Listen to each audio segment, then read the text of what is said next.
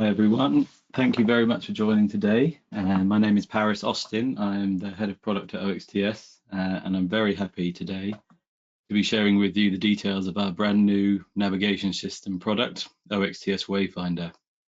So we've got a 30-minute presentation today that covers the what's and the how's. There'll be time for questions at the end, but feel free to use the question toolbar on the right hand side of your window to ask any questions, or you can use the chat window as well, and I will endeavour to answer the questions at the end of the session.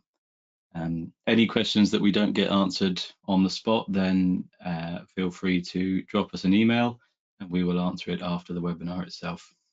This session is recorded, so there will be a recording available 24 hours after the event. And for any information that is contained in the presentation that you would like afterwards, then please do get in touch. So, getting started. On the agenda today, just a very brief introduction to who OXTS are for anyone who is not familiar. And then I'm going to cover the challenges of localizing without GNSS, introduce the new product and its new capability, OXTS LiDAR Boost, and then cover some of the applications that it applies to and how it can help in those situations. And as I say, at the end, there will be a summary and time for questions. So think of them as you go and do ask them in the chat box. So OXTS, created in 1998, is an Oxfordshire-based company in the UK. We have a real focus on R&D with a very large in-house R&D department with multidisciplined engineers and strong application engineering and support teams. So we pride ourselves on bringing technology innovation to the market so that we can have products in the marketplace that are enjoyable to use, very capable technically, and we can provide pre and post-sale support that really is best in class. Our mission as a company is to deliver the most reliable localization products for use in all environments, and Wayfinder is a real step in that direction, as you will learn. So in terms of providing solutions to the market, which solutions are needed? So OXTS has three core customer bases really, and those applications are changing in those markets all the time. Technology is developing at a rapid pace, and autonomy is a very popular subject in the last decade. So in our core automotive market, where OXTS is used as a ground truth and validation device, we know that our customers are now moving from open sky proving grounds into urban environments with a mixed GNSS conditions. So sometimes RTK is available, sometimes it's not. And the reliance on that RTK data to get the best performance is what hurts our customer base. In mobile mapping, creating LiDAR point clouds and georeferencing 360-degree camera imagery, we know that the building up of digital twins relies massively on that localization data being precise and accurate. So having centimeter level resolution, but also centimeter level global accuracy is really important in order to deliver survey grade data. And then in autonomy, which is an all-encompassing term for sometimes automotive and mobile mapping applications, but the vehicle on which those applications take place requires very accurate localization, not for test and validation or for georeferencing, but for path following and control of the robot or the autonomous vehicle.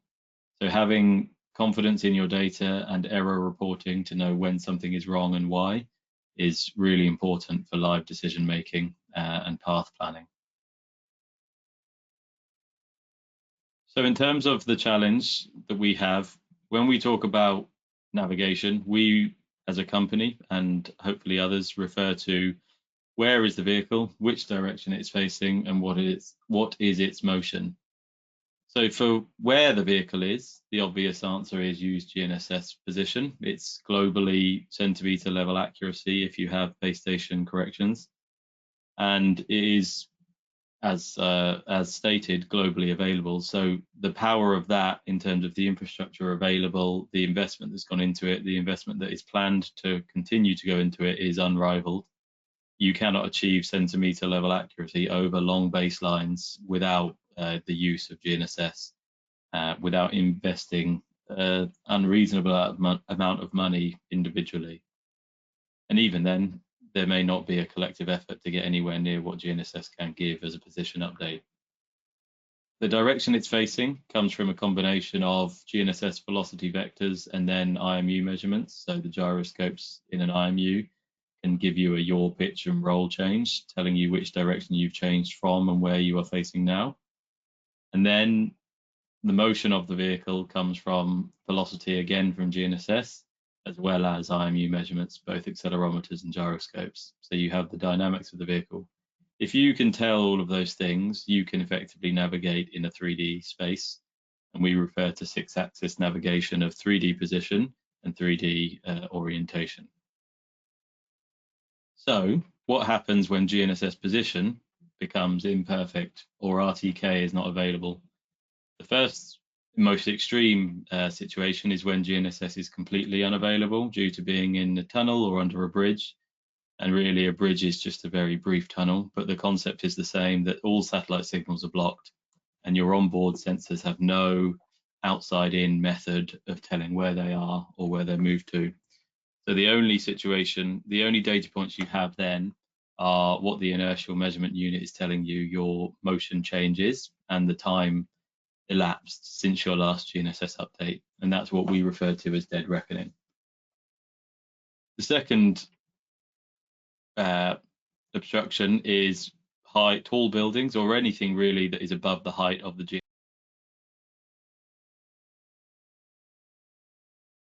And the solution to that is effectively, or rather not a solution, but the limitation is that only a select few number of satellites will be available in the field of view of the GNSS antenna on the roof of the vehicle. And so there's nothing you can do really in this urban environment, but you can have more GNSS constellations in the sky that you're making use of. But even then, you have the problem of multipath. So there is the opportunity in a dense urban environment that, oh, sorry, I've just realized I've been told in chat that it's minimized. Sorry, everyone. I'm going to restart. I know everyone has hopefully heard the content, but I will go back on the slides to the first page.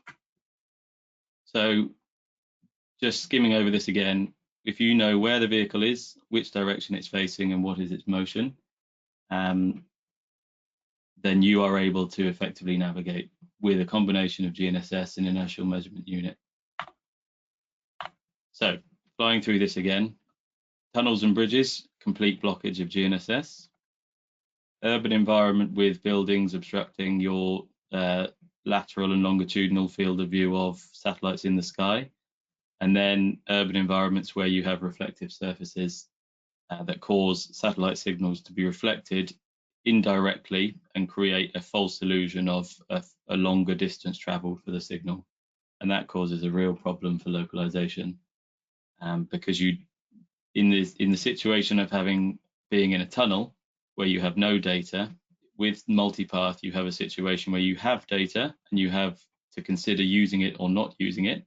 And sometimes that multipath data is the only signal that you are receiving, and that ends up creating more damaging input to the navigation system than having no data whatsoever.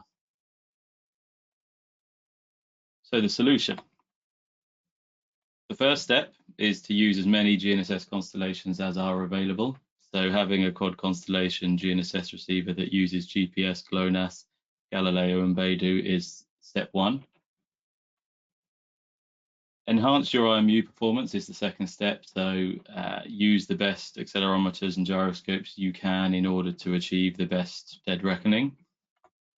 And then use additional sensors to aid the performance. So if the first two steps still leave you in a situation where your navigation performance is not the level you need, then the use of additional sensors with unique sensing modalities compared to GNSS and IMU is a strong way of doing that. So what we want to do is use GNSS when it's available, but not rely on it when it's poor quality, or when it's not there, not be completely reliant on having had it. We want to improve our dead reckoning with the IMU, so if we know where we're pointing and how fast we're going, we can tell for longer with higher accuracy how our displacement in the global frame should have changed. And then if that doesn't work to the level of quality we need, then we look towards adding different sensors. And at that point, we introduce OXTS Wayfinder. So OXTS Wayfinder with LiDAR Boost is effectively OXTS's most advanced localization solution ever, and it combines 4 things. One is OXTS's own IMU10 technology and a quad constellation GNSS receiver. So we have an RTK capable GNSS receiver inside, and then OXTS's in-house IMU. We have integrated, as you can see, a high precision LiDAR, and the system that we have integrated is a 32 channel LiDAR with 1 to 3 centimeter range precision. Stereo cameras, which I will talk about more later, but used for a very similar purpose as the LiDAR information. So an aiding source to aid navigation quality, and then a real-time processor that is brand new, that is able to process LiDAR and camera data in real time, output it via our generic aiding interface to our core INS, and give you the same NCOM output that you are familiar with if you've ever used an OXTS system.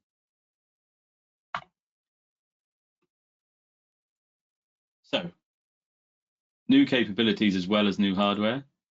We are starting with LiDAR. So a LiDAR being natively supported on board the system comes with 2 pieces of capability. One is LiDAR inertial odometry. So using a combination of the LiDAR and the IMU working together in a standalone algorithm that is outside of the navigation engine, that allows us to track features in the environment and compare a previous state to current state and infer a velocity vector. That works in 3D and outputs at the data rate of the LiDAR. So if it's running at 10 Hertz, you get 10 Hertz velocity updates into the INS. The second piece of capability that launches with Wayfinder is map matching. So map matching, unlike LiDAR odometry, is a position update instead of a velocity update. And what that does is compares the current LiDAR frame to a pre-existing static map that is created using the LiDAR data, and that allows you to get a position with respect to that static map, and that static map is globally geo-referenced, so you get a latitude, longitude, altitude update coming from LiDAR. So this can feed directly into OXTS's core navigation engine that remains unchanged via the generic aiding interface and continues to output data in the global frame. The second avenue of new capabilities that we're adding is onboard camera processing. So there are 3 things, 1 that is ready now at launch, and 2 that are coming soon and are part of our R&D roadmap. The first one is a visual-based zero velocity update, and what that can do is help to limit drift in dense urban environments or just poor GNSS conditions, where the vehicle comes to a stop and has to stay stationary for an extended period. The camera pair can compare its images over time and identify moving objects versus static, and it can infer the motion of the payload. So it can effectively say, I am moving or I am not moving. And if it infers that it is not moving, then it will send a zero velocity update to the OXTS navigation engine. That takes place in real time, and that can really help to limit position drift in those GNSS imperfect environments.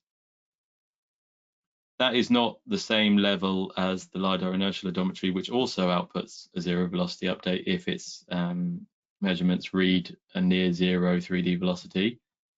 But we will be shipping the same capability, but with camera as the input sensor. So visual inertial odometry is being worked on and will come soon, and will be a software update to the Wayfinder. There will be no hardware changes required in order to gain access to that. And then another method of using cameras for aiding is to install QR markers in the environment, survey them, and then detect them in real time. and you would be able to get position updates from that method as well. We're working on those two simultaneously. So all in all, there are multiple different ways now that we can get position and velocity updates while still operating in the global frame. So you can work outdoors, indoors, and have transitions that have no bias between them. And it's all completely natively supported by our existing firmware. Another brand new thing for the first time coming from OXTS is new user interfaces. So thanks to the real-time processor on board, we are able to host web servers and run apps on the system so that any device can connect to the IP address of the system and access web apps as you would with many Wi-Fi capable systems. The Wayfinder is not natively Wi-Fi capable, but you'll notice on not in that picture, but there is USB ports on the panel, the front panel, and you can connect a Wi-Fi dongle and set it up. What that means is you can then access all of the status information and as well as interact with the applications that are running on the system. And this is extendable so that in the future we could make new apps, we could edit the apps that we've got, and we can work with customers in order to make brand new ones. But they effectively can be accessed on a laptop, on a tablet as shown in this screenshot, and you can use it really to gain access to the capabilities that are on the system. So we have the ability to monitor system status at a high level and have performance indicators as to whether everything is okay. You see in the screenshot there, it's identifying that the cameras are not available and therefore highlights to the user that something is amiss. And then we've got 4 apps that will ship at launch. One is the INS visualizer, so monitoring data in real time, seeing system status like number of satellites tracked, IMU temperature, time, date, everything like that. You can also send commands to the INS via that web app. And then we've got the LiDAR navigation application, and that controls the starting, the stopping of the LiDAR rating, changing settings like what the LiDAR RPM is, what the min-max distance you want to use. Everything that is a parameter in the back end is effectively brought forward for the user to edit if they need to, but they can leave it as defaults if required. Then we've got the ability to log data on board. So there is a 256 gigabyte SSD inside the system. So you can log raw data on board and then FTP it off after the data session.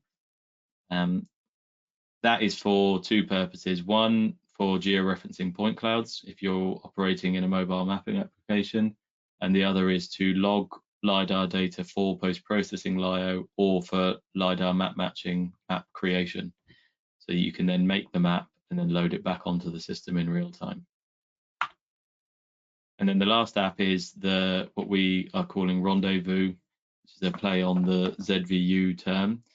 And that is that app allows you to start and stop the process, and you can change some of the parameters on that as well to change the conditions under which it will activate to be harsher or looser. Just an example then of the web app for the visualizer. You can see here that we have expandable measurement groups, so you can keep the UI as clean as you want. You still have the performance indicators if you have all of them collapsed. You have a map view for seeing where the vehicle is pointing and where it's been. So that is a very good debug tool for knowing that everything is configured properly.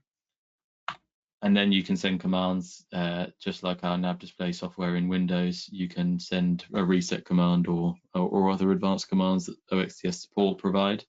And that allows you to interact with the system. And you can do all of that over Ethernet, or if you've configured Wi-Fi, then you can do it that way as well. Because this app runs on the Jetson inside the system, that interface then is a hard link via Ethernet. And so even though your connection with your client device may be wireless, this command is sent via the hard link inside. So static IPs and everything like that are pre-configured.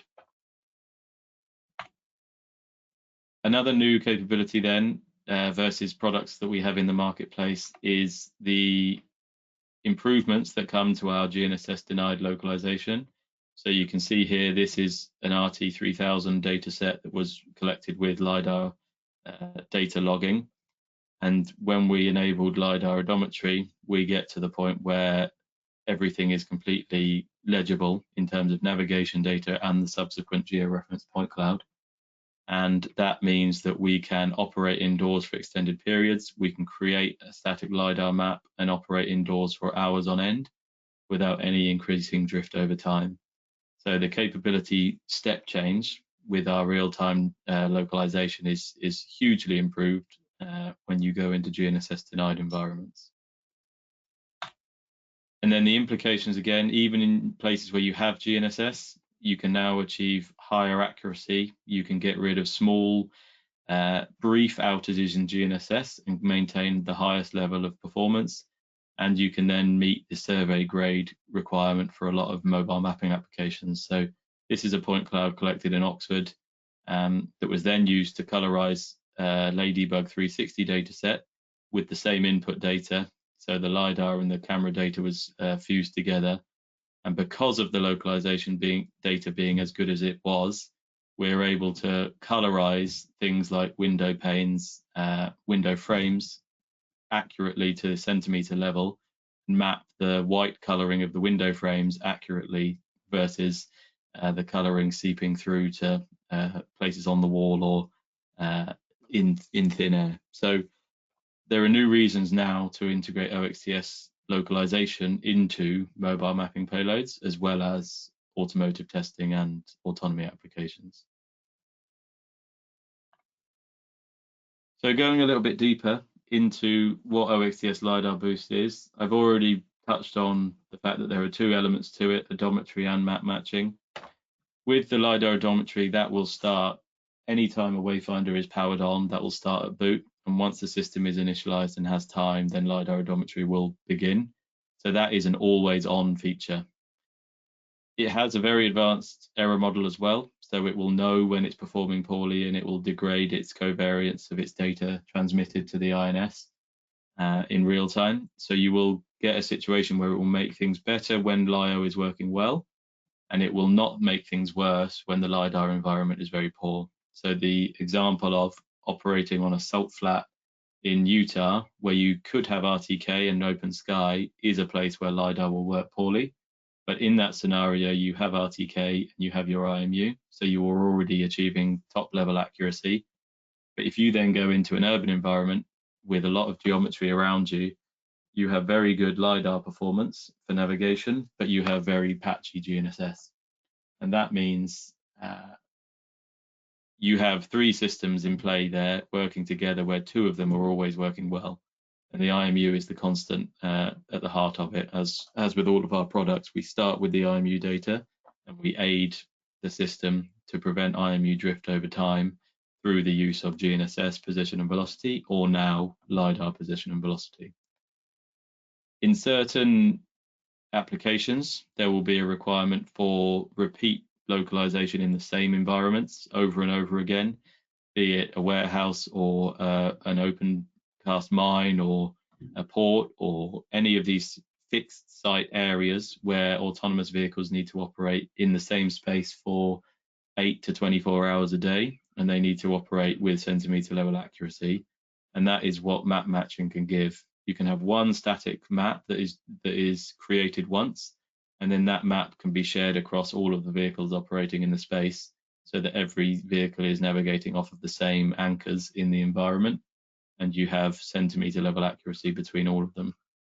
So that is not always on and is use case specific, but it does mean that in those use cases where you're working in a 2 by 2 kilometer area and you're working there 7 days a week for all hours of the day, then you're able to get centimeter level accuracy regardless of GNSS conditions at that point.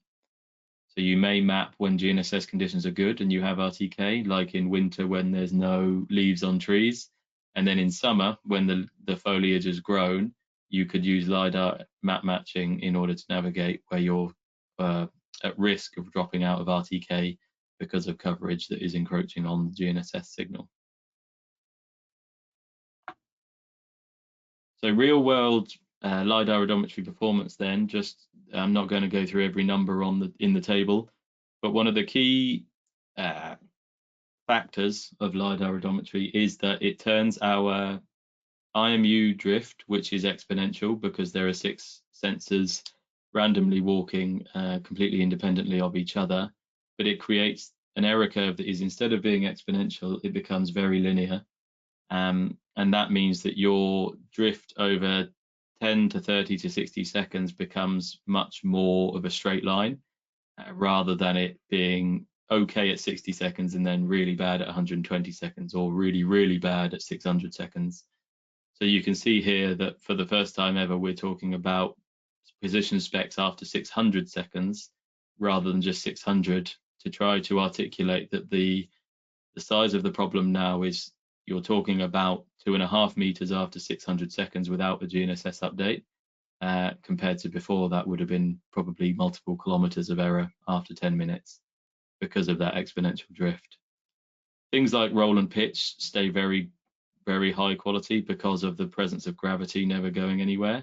It's not quite as good as 0-second outage, as you can see at 0.01, but it does mean you can maintain a level frame, you can maintain your dead reckoning, albeit at a coarser level, but still, if you've only drifted 2.5 meters after 600 seconds, when you get GNSS lock again, you are able to relock onto satellites incredibly quickly because your ambiguity search for where you could be is a much, much smaller 3D sphere than what it would be if you drifted 2 kilometers in that outage. And then you can see as well, because of that linearity of the velocity drift, and because it's not drifting with a growing bias over time, unlike the IMU, the error as a percentage of distance traveled actually gets better and better the longer you are without GNSS. So that means that your drift rate is actually becoming better the longer you go without GNSS, and it starts to effectively plateau rather than exponentially grow. So what that means anyway for real world applications is we can now provide, via the 4 input sources of data, we can give better dead reckoning in GNSS outages. Those GNSS outages may be 5 seconds, they may be 5 minutes, they may be 5 hours, but we can now offer improvements in all of those scenarios. So if we can reduce the velocity drift and we can relock to satellites quicker, that means that we can give better ENCOM data all of the time, and that increases the percentage of data that is considered usable. So whether that's being reference data for georeferencing or ground truthing in post-process, or whether it's for autonomy applications or just real-time test and validation applications where you're looking to output data to a data logger in real time. Some real examples then, a data set collected in San Francisco, a citywide survey run. What we want to demonstrate is the fact that you can use this on long baselines, you can use it for long periods, it's still global frame, and the benefit of overcoming things like GNSS multipath are very apparent in data sets like this. So this is just the macro level view of the data set that was collected, and then zooming in on a downtown area where the skyscrapers are encroaching on GNSS in a very significant way, you can see that there are jumps in trajectory where the vehicle is static in an urban environment and multipath signals creep in, and over time the Kalman filter effectively believes that those multipath signals could be correct and starts to move the solution over to it. That can happen quickly, but most often, that happens when the vehicle is static because it has no changing GNSS conditions in order to rule out the outliers. So there are a number of events where the vehicle is parked in stationary in traffic and you end up getting a step change in position. It's not an instantaneous one, it takes seconds to move over, but when it's the only information that is being received, the Kalman filter inevitably does move over to it. So then moving to Wayfinder with LiDAR odometry turned on. So there's no map matching here because this was a long baseline data collection. So we didn't create the map of the entirety of San Francisco, but you can see that those jumps that were here, they are gone. You don't get any inconsistency. This is 2 drives down the same road. You can see that the global offset between them is now gone. And the trajectory is completely smooth in the sense of consistency with itself as well as global accuracy. So that really is the best example of what the value of LiDAR odometry gives to a traditional INS with GNSS and IMU working together. So the method that this data goes through is you enable the LiDAR boost on the system. LiDAR odometry runs from power up. It outputs data in real time over our generic aiding data interface, and then you get your NCOM data output, and that is what is plotted onto the screen here. And this was a simulated real-time NCOM file, so not forwards backwards combined. It was the real-time version. Another example where multipath is maybe a little bit more exaggerated is in inner city London, where again skyscrapers are incredibly prominent. The white line here is the standard INS output, so GNSS and IMU on its own. A lot of static periods where multipath off of reflective skyscraper surfaces caused a very big problem. And the reason this looks significantly worse than this data set is because this was 8 laps around the same loop to test repeatability of localization quality. So multipath causes 2 problems. It causes you to jump away, but then it also causes good GNSS that's coming into the system to be rejected because it counters what the Kalman filter believes is an expected measurement. So you have to build up confidence in the true GNSS position because of bad GNSS getting into the solution while static and not having any other information to work off of. So when enabling LiDAR boost, 100% of that multipath is able to be rejected. So again, it's the same raw data, same 8 laps worth of input information, but because we have the LiDAR odometry and the camera ZVU, when we are parked next to the skyscrapers in this road driving east to west, we are able to effectively completely reject multipath. And that then means when good GNSS comes in slightly further along the road, we are not rejecting it because it's not unexpected. And we are able to lock on to GNSS quicker and then get RTK updates as we come around the corner and stay in the position where we believe we are. So that again is another maybe exaggerated example of multipath causing a negative impact with a traditional INS, and then the impact of having the extra aiding sources that are completely independent from GNSS. So the next one is for real-time localization data. If you're trying to create accurate test data where you're driving through the same routes over and over again, you don't want to have slightly different results each time. So the repeatability side of things is incredibly important. And on the left-hand side of this slide, you can see this is 10 laps around Oxford in the same data run that has then been georeferenced and turned into a LiDAR point cloud. And even though RTK was present on the GNSS raw data of the INS, there is still 3 to 4 centimeters of altitude error on GNSS data, purely based on the layout of the satellites in the sky. So horizontal position is better, but the vertical position is noisier, and as such, georeferencing multiple instances of the same environment ends up looking blurrier because of that variation. When we made a LiDAR map, so we georeferenced one lap, turned it into a LiDAR map rather than a point cloud, and we use that map to localize. So we're effectively, every time we come back to the same environment, we are snapping to the LiDAR map. This is the result of having those 10 laps fed through the navigation engine and then turned into georeference point cloud. You have no more vertical noise because it is always snapping the altitude to match the environment that was seen the first time the LiDAR was there.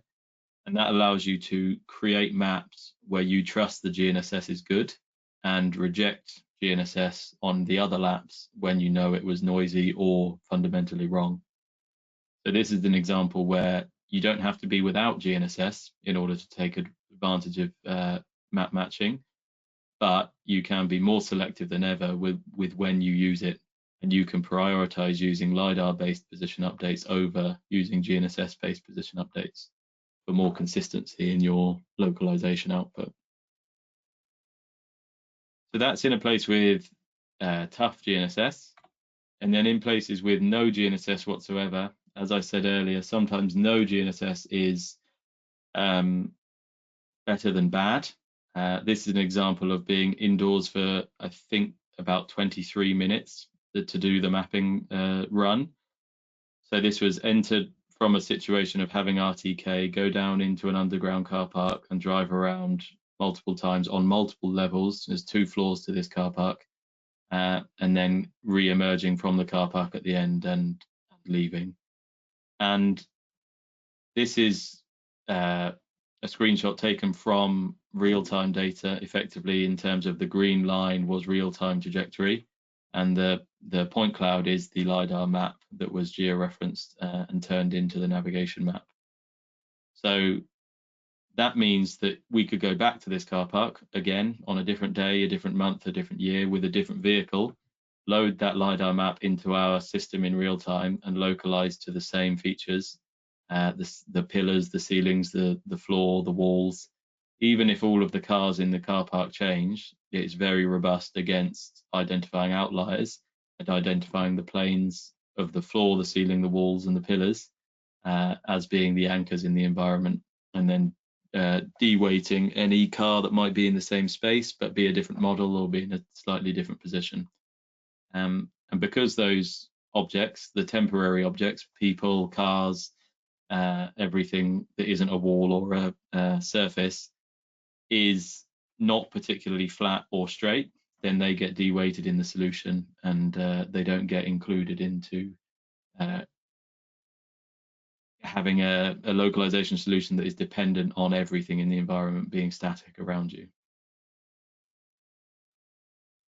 The next application in which it's very important or very helpful is that we can now carry on delivering globally georeferenced point clouds, but we can also deliver on the precision in more environments as well as the accuracy. So the fact that you can infer, again, features in the window frames on these buildings which are sub 3 centimeters thick implies the accuracy, and this is multiple laps worth of data again, where data is overlaid on itself over every time we come back to the same location on the lap, we add more points to the georeference point cloud. If you had noise from just GNSS and a slightly different solution, or if you had dropped from RTK into a lower GNSS position mode, you would end up getting a point cloud that has double vision because you may have dropped into a 50 centimeter accurate mode or worse. So with the LiDAR map, you're able to create dense point clouds. You're able to go back and fill in spots where you didn't have the density you required without making your data worse or without having to have a specific driving routine for your vehicle or your data collector. So more accurate and more precise point clouds in post-process is another reason Wayfinder is taking us to the next level of performance. Just one more example of fully indoors for indoor-outdoor work. So this is data that was taken on a multi-story car park that had a open top floor on the roof of the car park and then a subsurface level. And the data was collected to effectively validate the repeatability in a fully indoor environment. So this was another 10-lap run. And you can see on the left-hand side, this is traditional INS performance over time. That's 10 laps fully indoors. That's why it starts to completely lose its way, as well as having static periods. So a completely unaided system, you'll see the kind of sawtooth, jagged performance That normally happens when the system is static for some time and then pulls away, and it doesn't know which way true north is anymore because it hasn't received any GNSS updates in a long time. And as a result, the global trajectory starts to go completely awry. And the position error in this data set was over 2,000 meters after the period indoors. With LiDAR odometry turned on, you do get some global shift in heading. So you, for anyone looking keenly, you can see that there is a slight clockwise rotation in the trajectory over the course of the full 10 laps. And that is as a result of bias on the heading gyroscope that is slightly over rotating, and without any additional position aiding updates in order to constrain it, there is no information that it can have to counteract that before coming back up onto the top floor and getting RTK again. The improvement in quality, though, in the full data set, the max error was still less than 2.5 meters versus effectively the way that it was measured was the snap back to RTK, and what the magnitude of that was less than 2.5 meters after the 10 laps. And then making a map from one of the 10 laps and then localizing to it, we enabled the map matching, and that is what resulted in less than 5 centimeter RMS difference between emerging from the car park and having the RTK when the system entered the car park. So comparing the forward processing run to the end of the backwards processing run effectively, and that led to a data set spec of less than 5 centimeter accuracy. So in summary, as a product, Wayfinder includes a lot of new things and some things that are already in the marketplace. So things like time synchronization via PTP and GPTP, GXIX, our tight coupling GNSS engine, and OXTS encom output and ROS2 driver. They're all available on our other products. But the new LiDAR boost, the camera-based zero velocity update, and auto LiDAR bore sight calibration are things that we are bringing for the first time to market. So this LiDAR bore sight calibration is limited to Wayfinder. Because of its rigid mounting together, we can guarantee the linear lever arm between INS and LiDAR, and so then we can optimize the angular offset at a very fine level and give the user the fully optimized system almost out of the box. So just like doing a warm-up, you can do that once, and then you can use the optimized defaults forever after that.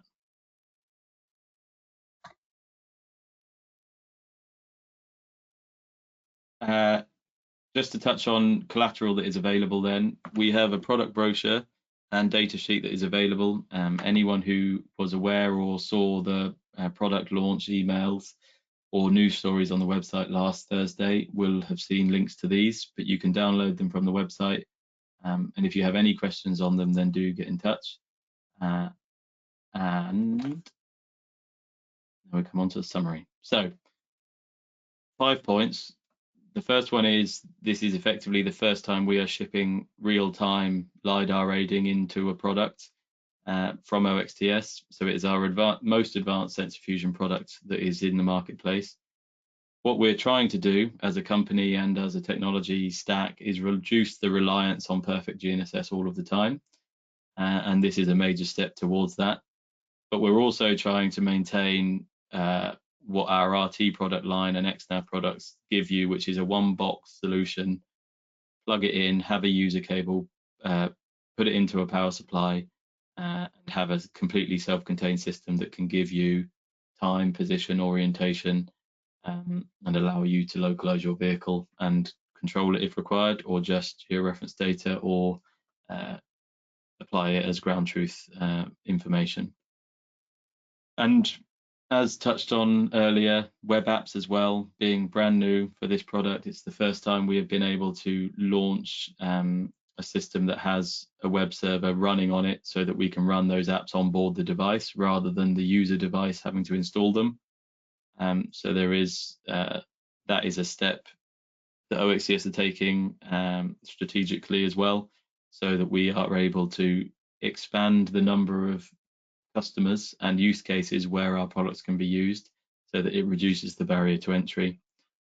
And then the final point is, I mentioned the camera rating, those features that are coming soon. The hardware is ready for it. The cameras will come calibrated. And so you don't need to effectively send the system back to OXTS for any reason once we launch those algorithms for the navigation aiding. But we are making the system's hardware ready for it, so that we can say in X months time that capability is available, and you can download the update from our website and load it onto the Wayfinder. Very pleased to say we launched the announcement last Thursday, a week ago. We have a number of demonstration systems available. We are happy doing a demonstration in any country of the world. We may have a channel partner in your territory that can support closer, and we can work with them to perform the demonstration. And then following a demonstration, if there is any work to integrate it onto your vehicle, OXTS support and application engineering are very available to help onboard the system. And we are targeting a production system availability of May 2025, so a couple of months from now. But as I say, demonstrations from now are available. And that brings me to the end. So any information that you would like that wasn't contained in the presentation, then email info@oxcs.com or your local channel partner, and we can help with demo interest or quotation requests, and any questions about how the product works or what it can do, what it can't do. So I'll move on to questions now, and I can see there are a couple. If anyone has any that they want to type now, then go for it, and I'll answer the ones that are there now. So the first question I can see is vehicle heading, or better yet, vehicle slip available from Wayfinder? So yeah, the NCOM output that comes out of the NCOM that comes out of the system via Ethernet includes heading, pitch, and roll, and velocity and acceleration, and effectively everything that anyone who has used NCOM data is familiar with. They can gain access to those measurements via the Ethernet connection.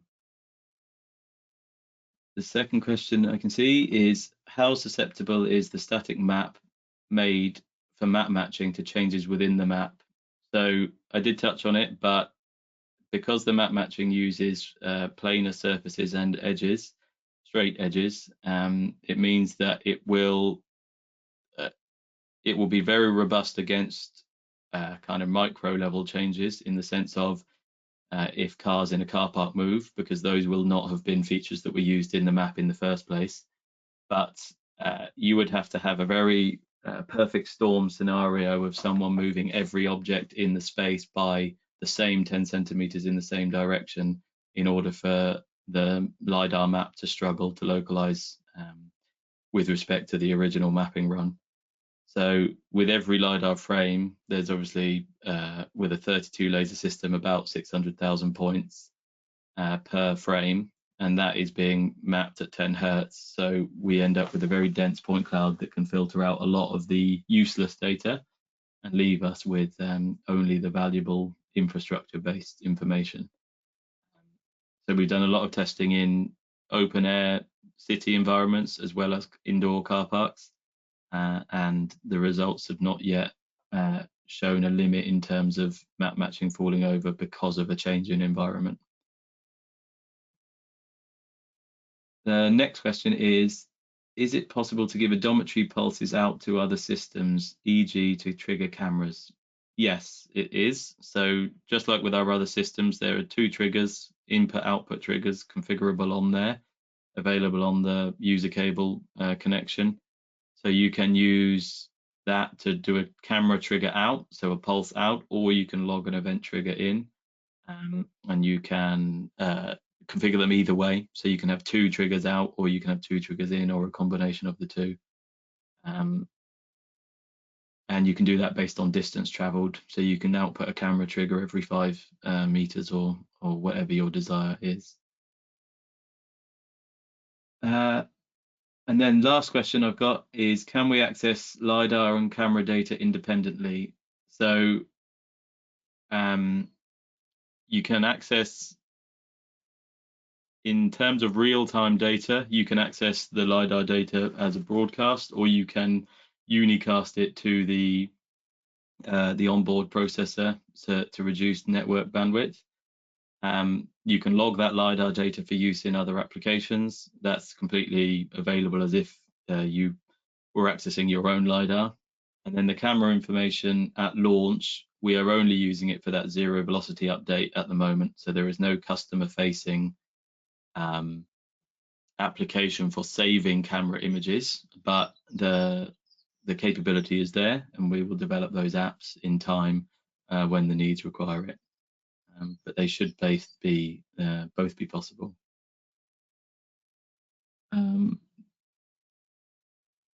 Data recorded could be significantly heavier from a LiDAR. So is there any possibility to have an external recorded disk? Again, because there are USB ports on the front panel, it's possible that you could plug in an external SSD. We have not done that for launch as a core capability, but it is a standard Linux operating system running on the device. So as long as we map the drive and had that capability sorted, it would be absolutely possible, yes.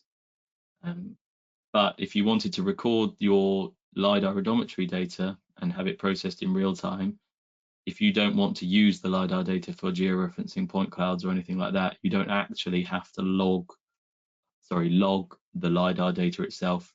So multiple gigabytes of LiDAR data turns into a few kilobytes of generic aiding data that is stored in the RD file. So you're already heavily downgrading your data logging requirements if you process your LiDAR data in real time.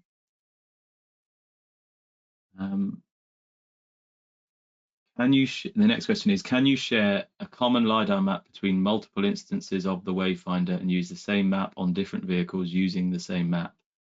Yes, 100% yes, you can.